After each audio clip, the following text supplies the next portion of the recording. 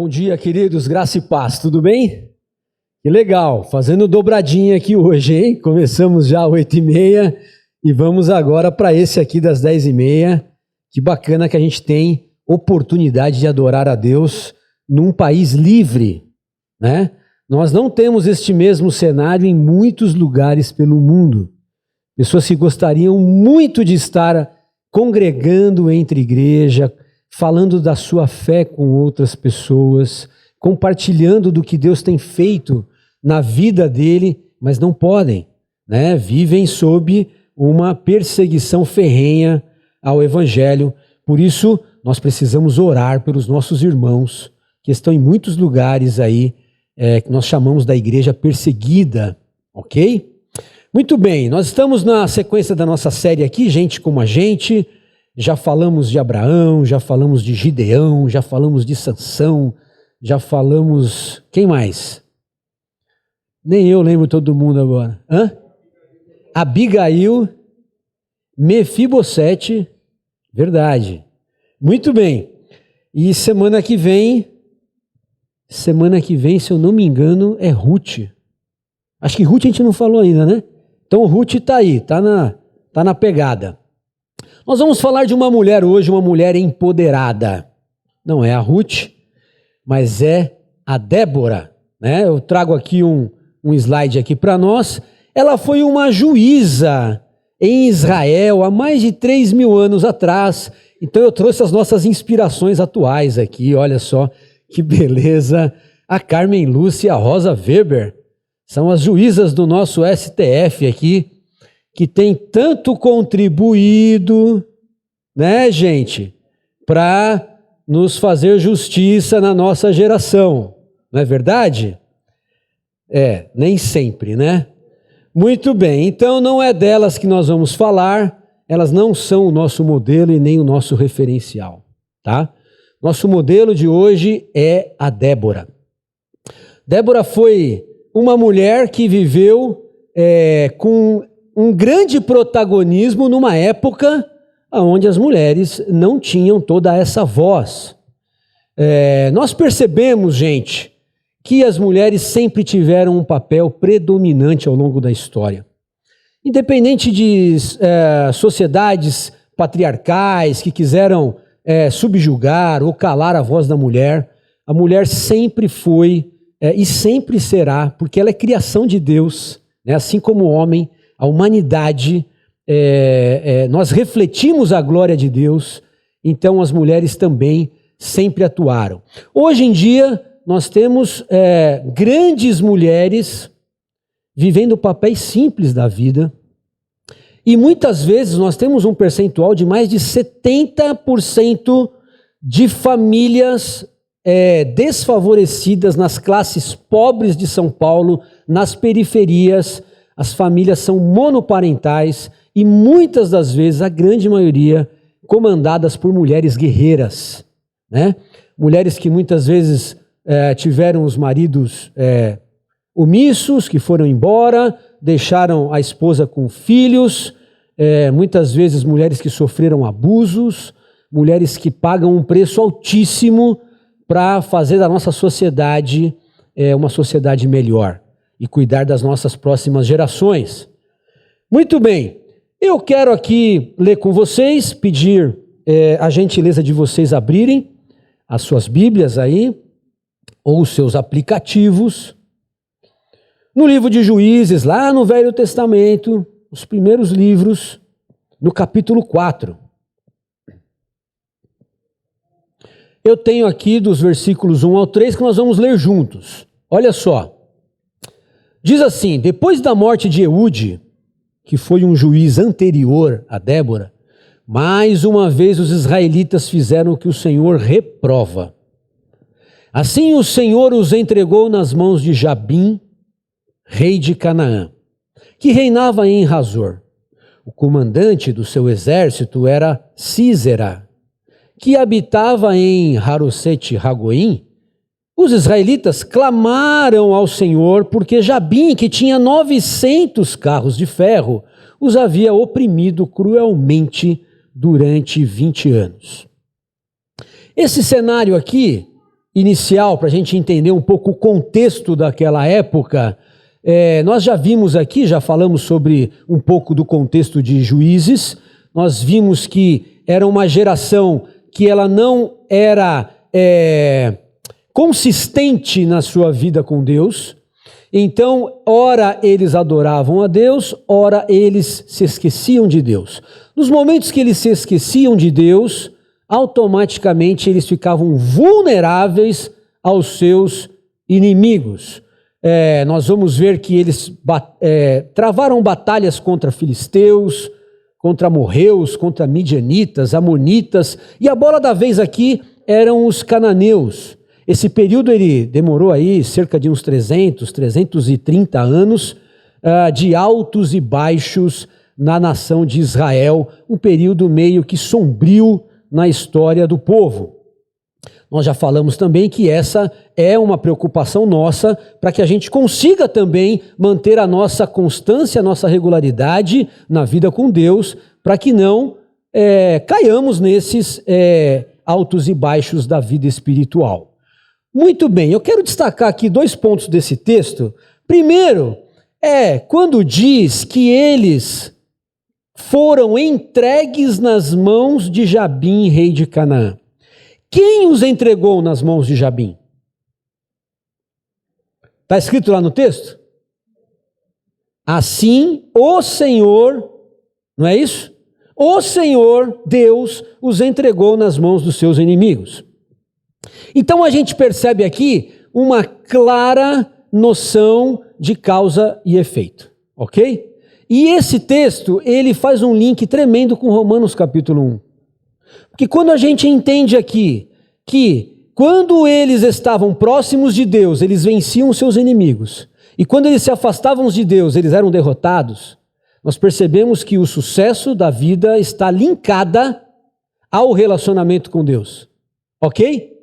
Paulo vai falar algo parecido lá em Romanos, só que numa dimensão muito mais ampliada. Ele vai falar assim, olha, enquanto os homens adoravam a Deus, ok, mas quando os homens, a humanidade, começou a se afastar de Deus e fazer outros ídolos e servir a outros deuses e esqueceram do seu Criador, Deus os entregou, olha só, os entregou às paixões da sua carne, aos seus inimigos, ao pecado que começou a dominá-los.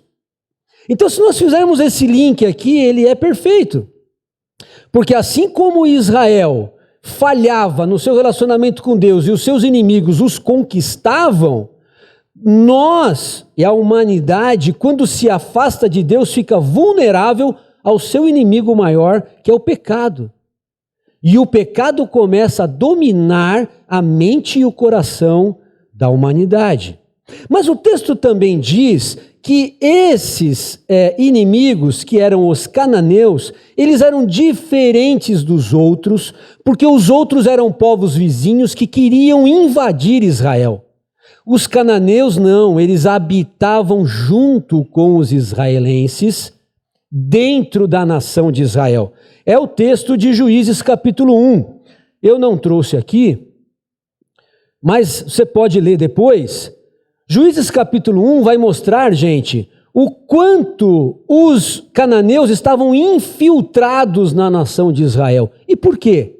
Porque quando eles tiveram a ordem de Josué para entrar na terra de Canaã, Josué disse claramente para Moisés e Josué, Deus falou, olha, vocês vão entrar numa terra que vocês precisam expulsar os seus habitantes, eles não podem conviver com vocês. Por quê? Porque o nível de maldade deles está muito alto. E eu não quero que eles sejam uma influência negativa para vocês. Então, ou vocês expulsam, se eles não quiserem sair, ou vocês matam. Mas não vivam com eles. As tribos do sul tiveram êxito. Judá, Benjamim e Simeão e expulsaram os cananeus e não habitaram com eles. Mas as tribos do norte não fizeram isso. Nós vamos ver lá no texto que por que os cananeus não saíram? Porque eles estavam decididos a permanecer na terra. Olha que interessante. Fazendo aquele link de Romanos, o pecado também está decidido a permanecer em você. É impressionante. Ele não sai fácil não, gente. Tem que travar uma verdadeira batalha com o nosso ser interior, com a nossa velha criatura, sabe aquela egoísta, aquela velha criatura revoltada, desobediente, maledicente, invejosa, individualista, sabe? Todos nós temos esse orgulhoso, todos nós temos isso daí, e se ele não for dominado, expulso ou vencido ou morto, ele vai continuar habitando conosco e fazendo um grande estrago. Foi exatamente isso que aconteceu. E por que os habitantes de Israel não tiraram os cananeus de lá? Porque ia dar muito trabalho, gente. Dá muito trabalho guerrear com seus inimigos. Nós temos algumas baixas. Com certeza, alguns israelitas morreram na batalha. Filhos, você tem que dispor de muita energia, de muito tempo, de muita força. Isso dá muito trabalho. E para completar o nosso link com Romanos, dá muito trabalho nós vencermos o pecado. Quando nós achamos que nós vamos vencer o pecado. Essa é a questão, essa é a chave. O pecado, ele foi vencido por Cristo na cruz. Nós já somos libertos de todo o peso de condenação que o pecado tinha sobre nós. Nós precisamos agora permanecer com Deus numa vida de santidade, para que o Espírito Santo de Deus nos continue fazendo vitoriosos sobre o domínio do pecado que quer estar infiltrado em nossa mente e em nosso coração. Então essa é uma grande reflexão para nós do contexto de Israel com a nossa vida atual. Muito bem, Deus então levanta uma mulher que realmente estava empoderada. Nós vamos fazer aqui um paralelo com os dias de hoje. Nós vamos ver que Débora, nesse texto aqui, ela tem 3 funções importantíssimas em Israel. Versículos 4 e 5 diz que Débora, uma profetisa, mulher de Lapidote, liderava Israel naquela época. Ela se sentava debaixo da tamareira de Débora entre Ramá e Betel, nos montes de Efraim. E os israelitas a procuravam para que ela decidisse as suas questões. Então o que nós vemos aqui? 3 funções de Débora. Ela era profetisa, ou seja, ela era uma mulher de Deus, a boca de Deus para aquela nação. Ela liderava o povo em decisões, ok? Governamentais. Claro que não tinha uma estrutura como hoje de governo. Era uma nação jovem, ela ainda estava aprendendo, né, a ser uma nação estruturada, mas ali estava Débora liderando aquela nação e ela julgava, ela decidia as questões do povo. É como se nós tivéssemos numa só pessoa hoje o presidente do Supremo Tribunal Federal, o presidente da República, que lidera o executivo, e um grande líder espiritual, né, que lidera o povo. Nós não temos essa pessoa. Numa só, não existe isso. Ok? Mas essa era a importância de Débora, por isso ela era uma mulher realmente empoderada. Nós vamos ver então que Débora ela se torna uma heroína improvável. Por quê improvável? Porque numa sociedade patriarcal era esperado que os homens se levantassem para liderar. Que os homens fossem a boca de Deus para aquela nação. Que os homens estivessem julgando as questões do povo. E por que os homens não estavam fazendo isso? Porque eles estavam acovardados. Eles estavam intimidados com os 900 carros de ferro de Jabim. Entendem? Então Deus precisa levantar uma pessoa improvável, uma mulher que não tinha, teoricamente, voz na sociedade como os homens tinham. Ela não era líder da sua tribo, porque não podia, né? Na questão, ela não era uma grande anciã, não podia, né? Ela não era essa pessoa de destaque, ela não fazia parte nem do exército. Como é que ela vai liderar um povo para libertar uma nação sem nem fazer parte do exército? Talvez ela nunca pegou numa espada. Mas Deus levanta pessoas improváveis para fazer a obra dele. Talvez você se sinta um pouco como Débora antes de ser chamada. Talvez você pense assim, Deus nunca vai me usar para essa obra, né? Talvez isso possa ter passado no coração da Nilza, antes dela sair para as missões transculturais que ela foi. Não, mas será? Né? Não tenho jeito. Aí você, mas eu não tenho idioma, mas eu não tenho recurso, sabe? Tem tanta gente mais capacitada que eu. Deus vai chamar outra pessoa. E a gente fica sempre projetando no outro aquilo que Deus pode estar mandando você fazer. Então, essa é uma grande lição para nós que a gente não pode vacilar. Deus tem um propósito e um chamado para toda a humanidade. Primeiro, um chamado universal, de filhos de Deus, de representar o seu nome e copiar o seu filho na terra, e depois chamados específicos, vocações, propósitos e missão para cada um de nós, segundo os dons e talentos que ele capacitou e distribuiu para a sua igreja, para a edificação do seu povo. Ok?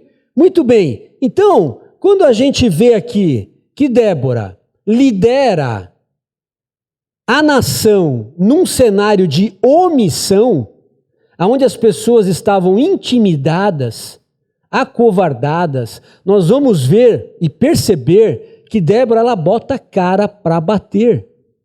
Não importa se os outros estavam sendo negligentes, ela diz, Senhor, eu vou fazer o que precisa ser feito.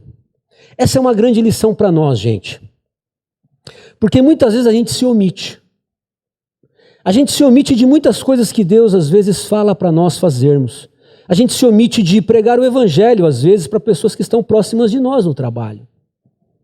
A gente se omite de fazer uma oração com um colega na faculdade que a gente sabe que está precisando. Às vezes a gente se omite de aconselhar casais que a gente vê que está do nosso lado quebrados. Né? Por quê? Dá trabalho. Porque a gente tem que investir tempo. A gente tem que investir oração. A gente realmente tem que fazer a diferença. E a gente vai se omitindo muitas vezes. Quantos projetos sociais aqui na igreja, geralmente a gente vê quase sempre os mesmos voluntários. Né? Então, eu já sei tem uma galera que fala, Rogério, o que vocês forem fazer, você me chama. Não importa o que seja. E tem outros que nunca vêm. Né? Não sei, eu não vou julgar, cada um tem a sua agenda, cada um tem a sua vida, cada um tem os seus horários, mas a verdade é que cada um também coloca as suas prioridades na vida. Então a gente tem que tomar muito cuidado com isso, porque muitas vezes a gente está se omitindo, e eu vou dizer uma coisa para vocês, gente, o reino de Deus não para. A gente pode se omitir, pode esconder nossos talentos, a gente pode fingir que não é com a gente, dar um miguezinho, como diz aí, né? Vou dar um migué aqui, vou fazer de conta que não é comigo, que eu não ouvi. Mas, gente, a obra de Deus não para. Deus vai levantar outro. Deus vai levantar uma mulher, alguém no seu lugar, um improvável, alguém que talvez nem fale tão bonito quanto você, alguém que talvez nem tenha tantos recursos quanto você, mas ele tem o coração disposto, aberto na obra. Ele fala, Senhor, ele está chorando todo dia, Senhor, me usa, Deus, o Senhor me conquistou, e eu não posso deixar isso só comigo. Pai, eu preciso ser usado, eu preciso influenciar os meus colegas, eu preciso alcançar a minha rua, os meus vizinhos, eu preciso fazer algo pelo próximo, eu preciso ajudar os necessitados. Senhor, eis-me aqui. Tanta gente com esse coração aberto, contrito, são esses que Deus vai usar. E muitas vezes os mais capazes, os mais experientes, os mais inteligentes, os mais diplomados, os que têm mais recursos, podem se omitir. E Deus vai levantar pessoas improváveis, porque a obra dele não para. Débora também vai ser profetisa numa época em que ninguém mais consultava a Deus. Os textos de Juízes e a história mostra que o povo estava totalmente longe da presença de Deus e dessa vida de intimidade com Deus. Isso mostra para nós que nós não precisamos depender dos outros para ter um relacionamento com Deus. Se Débora fosse olhar para o lado, ela ia ser como os outros.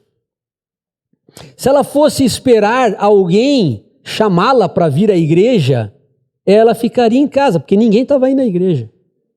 Se ela fosse esperar alguém desenvolver um projeto, ela não ia fazer nada, porque ninguém estava desenvolvendo o projeto. Estava todo mundo em casa com a portinha fechada com medo do inimigo. Mas ela se propõe decididamente a ter uma vida de intimidade com Deus. Por isso, Deus faz dela a profetisa. Ou seja, ela era a mulher que recebia a revelação de Deus e que passava essa revelação ao povo. Ela se tornou, então, a boca de Deus para a sua geração. Será que a gente tem sido a boca de Deus para a nossa geração? Será que Deus pode contar conosco, profetisas e profetas de Deus, para declarar essa verdade aonde nós estivermos? Será que a gente tem desenvolvido esse relacionamento com Deus a ponto de não ficar olhando as circunstâncias, mas eu estar decidido a ser um homem, uma mulher de Deus, não importa o que aconteça? Uma boa reflexão para nós. E Débora também, ela vai ser uma juíza numa geração em que cada um fazia o que achava certo. Juízes fala sobre isso. O povo não tinha líder, tinha ninguém como referência, não existia modelo. Eles tinham a lei de Moisés, mas estavam afastados desse código de ética e de moral. Então, cada um fazia o que queria, né? Se eu quisesse matar o vizinho, eu matava. Se eu quisesse roubar o gado, eu roubava. E aí cada um tinha o seu próprio código, a sua própria lei de ética e de moral. Mas Deus levanta Débora para ser juíza nesta geração carente de referenciais. Por quê? Porque ela tinha intimidade com Deus. Porque ela era uma mulher sábia. Ela recebia a sabedoria de Deus. E ela conseguia dar uma palavra certa para organizar a nação e para trazer justiça nas decisões do povo. E eu penso que nós, como Igreja do Senhor, precisamos ser um pouco juízes, não no sentido da acusação e do julgamento, mas no sentido de atrairmos as pessoas a nós, como diz o texto, as pessoas a procuravam para que ela desse um conselho ou uma decisão nas suas questões. Será que as pessoas estão nos procurando? Será que as pessoas veem em nós uma pessoa coerente, sensata, que tem o discurso de que ama a Deus, mas que também tem a prática que serve a Deus? Porque pessoas incoerentes, aonde o discurso não fala com a prática, elas são desacreditadas pelos outros. Todo mundo percebe que é um discurso vazio, né? Todo mundo percebe que são cristãos, desculpa a palavra, meia boca. Mas Deus espera o que, gente? Deus espera que Ele tenha em nós, na sua igreja, pessoas, diz o texto lá, né? Paulo escrevendo, que Ele quer que nós sejamos, Deus espera de nós, que nós sejamos luzeiros no meio das trevas. Que nós sejamos filhos de Deus no meio de uma geração corrompida e perversa. Era exatamente isso que Débora era. Débora estava ali para ser um marco, um referencial de Deus para a sua geração. Por isso ela tinha crédito. As pessoas a procuravam e se aconselhavam com ela, e os seus conselhos decidiam as questões do povo. Será que quando tem uma briga lá na família, no grupo do WhatsApp, como é que é a nossa participação? Será que as pessoas falam, não, vamos ouvir a Genilda, porque mulher de Deus, ela sabe, sempre tem uma palavra certa, conciliadora, pacificadora. Vamos ouvir o Edson, gente, vamos ligar para ele, vamos pedir para ele orar por nós, o clima não está legal, não é? A Nilza já foi usada assim, eu sei, num acampamento aí, né, Nilza? O bicho pegou. E aí foram lá, a Nilza, não, vamos orar, gente, vamos botar a coisa aqui, a casa em ordem e tal, está meio bagunçado. Nós precisamos ser essa referência de Deus em todas as questões. As pessoas carecem disso. Os homens que não servem a Deus, gente, eles não têm esta palavra de sabedoria para as suas vidas. Isso não tem nada a ver com diploma. Isso não tem nada a ver com dinheiro. Isso não tem nada a ver com status. Você vê pessoas super bem posicionadas no mercado de trabalho, que são tolos. Eles não são sábios. Eles não sabem administrar a casa, os filhos, as relações, a sua própria vida, as suas próprias emoções. Então, isso é uma carência que só Deus nos preenche. Então, Débora é uma heroína improvável porque ela fez diferença na sua geração. Ela era diferente de todos os demais e tudo aquilo que estava corrompido. E essa diferença de Débora vai levá-la a impulsionar outras pessoas, né? Nós vamos ver, então, no versículo 6, que ela encontra com um cara chamado Baraque. Olha só o que diz o versículo 6. Débora mandou chamar Baraque, filho de Abinoão, de Quedes, em Naphtali, e lhe disse: o Senhor, o Deus de Israel, lhe ordena que reúna 10.000 homens de Naphtali e Zebulon e vá ao monte Tabor. Ele fará que Sísera, o comandante do exército de Jabim, vá atacá-lo com seus carros de guerra e tropas, junto ao rio Quizon, e os entregará em suas mãos. Quem entregará os inimigos nas suas mãos? O Senhor. O Senhor os entregará em suas mãos. Muito bem, versículos 6 e 7, nós vamos ver então que Débora, ela, por ser a diferença em Israel, por estar ali sendo uma referência de Deus, ela então vai incentivar, ela vai então impulsionar aquele que já deveria estar no lugar dele. Porque Baraque, sim, ele liderava a tropa, ele era o general do exército, era ele que deveria estar na linha de frente, mas ele estava intimidado. Então Débora vai lá para fortalecê-lo, Débora vai lá para encorajá-lo, Débora vai lá para desafiá-lo.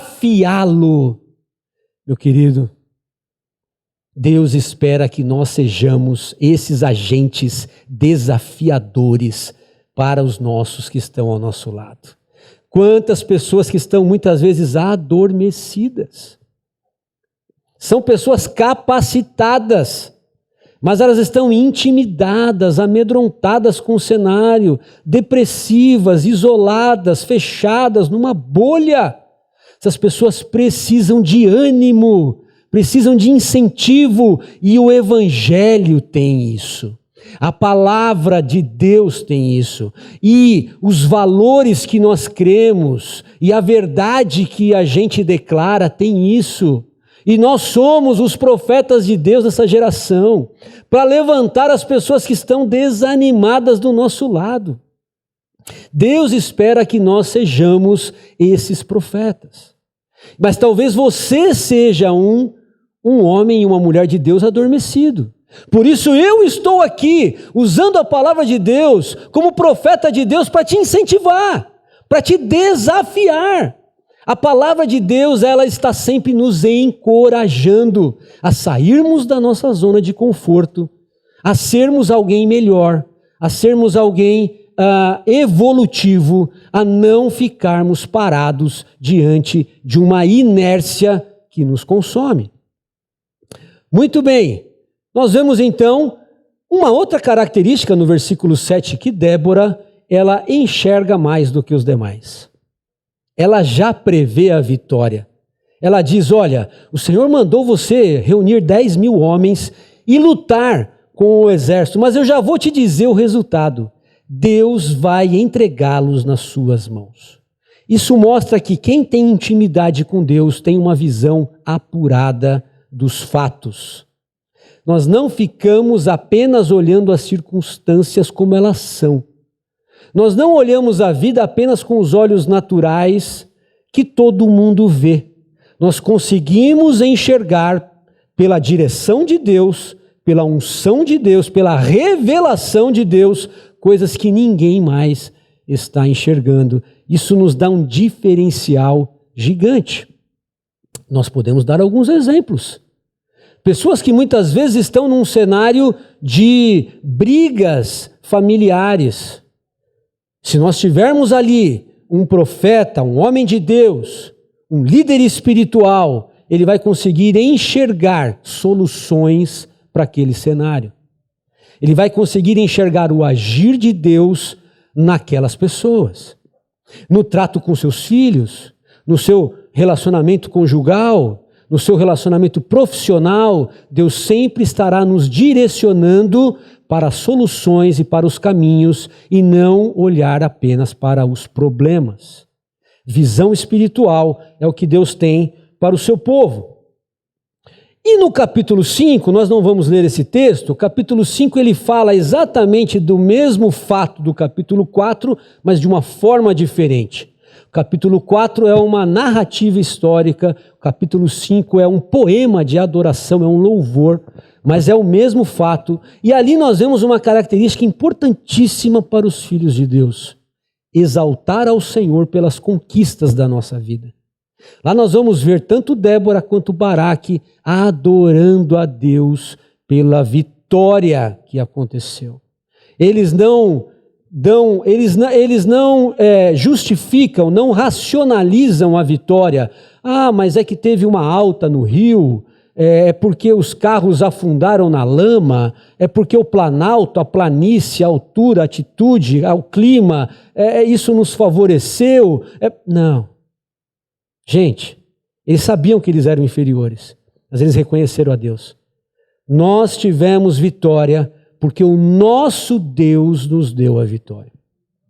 Essa é uma grande lição para nós, gente. Porque graças a Deus, Deus vai nos dando conquistas na vida. Não é verdade? Os nossos filhos que hoje são pequenos, daqui a pouco estão criados. Daqui a pouco estão se formando. E a gente às vezes bate no peito e fala: é porque eu fui um bom pai. É porque eu fui uma boa mãe. Vocês não sabem o preço que eu paguei para criar os meus filhos.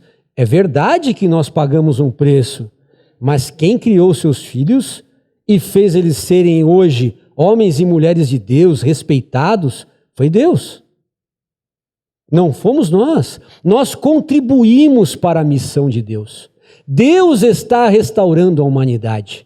Deus está alcançando a humanidade. Deus está transformando mentes e corações. E Ele nos chama para participar disso. O mérito não é nosso.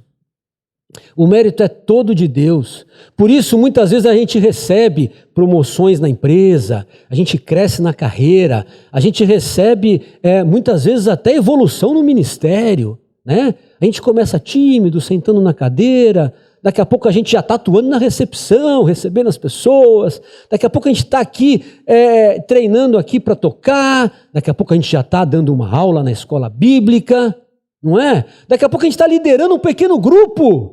Uau! São bênçãos que Deus vai nos dando, e eu espero que todos vocês evoluam na fé, no serviço. Daqui a pouco todos nós vamos estar lá na comunidade, fazendo um grande projeto social e levando Cristo para fora das paredes da igreja. Não é lindo isso? Mas de quem é o mérito? É do Senhor. Porque a energia, a força, o talento, tudo que Deus te deu, recursos, sabedoria, as decisões certas, tudo foi Deus que plantou em nossa mente, em nosso coração, porque toda bênção e todo bem vem do Pai das luzes. Não há outra fonte de bondade e de sabedoria. Muito bem, eu quero abrir um parênteses para falar do nosso amigo Baraque, que ele vai sim vencer a batalha com Débora lá no final, mas ele tem aqui uma situação que nos constrange até. Olha só, o versículo 8 fala assim: Baraque disse a Débora: se você for comigo, eu irei. Mas se você não for, eu não irei. Gente, ele tinha acabado de receber da Débora, a profetisa, uma promessa de que ele venceria o exército muito maior com 10.000 homens. Ele tinha acabado de receber uma direção clara para a vitória, para a conquista. Débora vai lá e fala assim: Baraque, vai com esses 10.000 que a vitória já é ganha, a vitória é certa. Mas ele fala assim: eu só vou se você for. Se você não for, eu não vou. Então ele estava esperando que a vitória estaria em quem? Na Débora? Era a presença de Débora que iria fazer o exército de Israel vencer? Claro que não. Era a presença e a palavra e o poder de Deus que o faria como fez vencedor. Então, muitas vezes, essa é uma cilada para nós, gente. Porque às vezes a gente muitas vezes fica condicionando a nossa fé às pessoas que estão ao nosso lado. A gente condiciona o nosso avanço, o nosso crescimento com a esposa que fica orando. Olha, eu não oro muito, mas a minha esposa é mulher de oração, né? Então está tudo certo, por isso que a minha casa está abençoada. Não, sua casa está abençoada porque Deus está abençoando e porque você tem que se posicionar. Você tem que tomar o teu lugar na tua casa, você não tem que esperar ninguém orar por você. Olha, eu não sou muito assim, porque eu passo mal, sabe? Mas o meu pai e a minha mãe jejuam por mim. Olha, homem e mulher de jejum e oração, viu? Se eu estou aqui é porque, querido, nós não podemos depender da vida espiritual dos outros, o chamado é individual. Então, por que Baraque estava amedrontado? Porque ele não havia criado um relacionamento, intimidade com Deus como Débora tinha. Simplesmente isso.